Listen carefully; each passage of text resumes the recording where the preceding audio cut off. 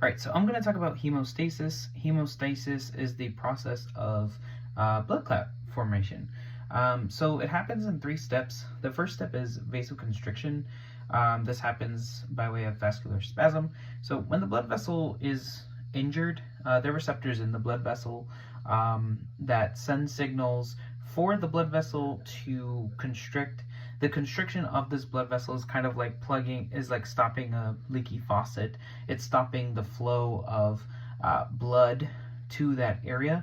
This lasts a few minutes, so that way the other 2 steps can occur. The second step is platelet plug formation.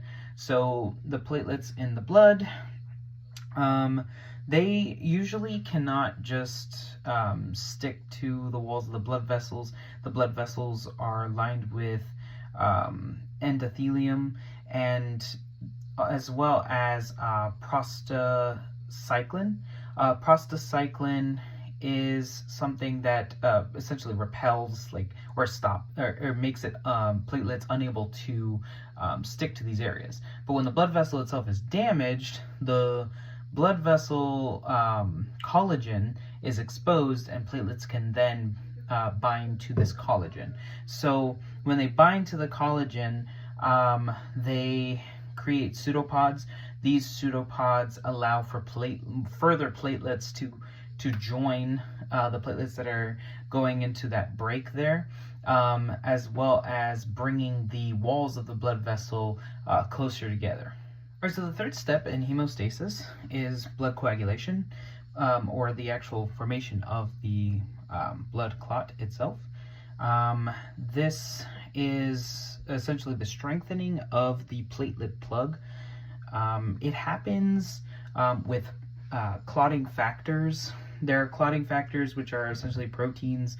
They're in Roman numerals. Like, for example, clotting factor 1 is fibrinogen, and clotting factor 2 is prothrombin. But the end goal of these clotting factors is to turn fibrinogen into fibrin, which is like a sticky thread that weaves through the platelet plug and strengthens it. These clotting factors happen in a what's called a cascade, which is one reaction after the next. Calcium is heavily important for this cascade to occur, and performs a lot of roles in several of the clotting factors. One of note is clotting factor 8, which involves the fibrin actually threading through, forming this stable blood clot for the next stage to occur. The next step being essentially the blood vessel repair. Now that we have a perfectly formed blood clot, the blood vessel can repair.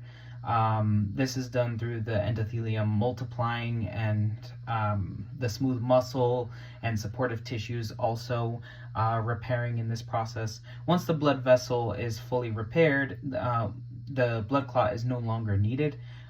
So an inactive protein called plasminogen actually is turned into plasmin, which is an enzyme that actually helps break down the fibrin. And then once the fibrin is broken down, this structure pretty much begins to fall apart, and then blood flow goes right back to normal. And then the process is complete. Your healing is done.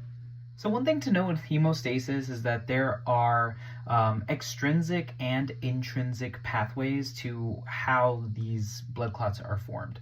So extrinsic is just like, for example, you are cooking and you cut your finger with a knife. This is an external source. It's damaging the skin and the blood vessels. Intrinsic is more like maybe you have inflammation or something, and it damages the inner walls of your blood vessel, and then from there the clotting factors produce the blood clot. This actually happens a little bit more slow. So these 2 pathways exist.